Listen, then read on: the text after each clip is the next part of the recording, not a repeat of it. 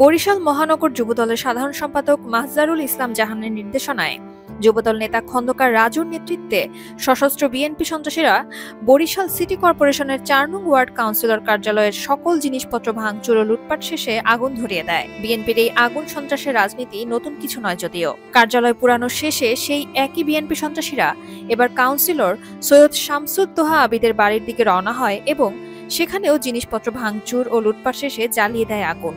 এখানেই শেষ নয়, কাউন্সিলরের নামে বিভিন্ন মিথ্যা মামলা দিয়ে যৌথ বাহিনীর হাতে ধরিয়ে দেয়া হয়। বর্তমানে সে কারাগারে আছে। মনে হচ্ছে দেশটা অন্তর্বর্তীকালীন সরকার নয়, বিএনপি চালাচ্ছে। বিএনপির এই নৈরাজ্য বন্ধ হবে কবে? এই ঘটনার সাথে জড়িত সকল বিএনপি সন্ত্রাসীদের দ্রুত আইনের আওতায় আনার জোর দাবি জানাচ্ছি।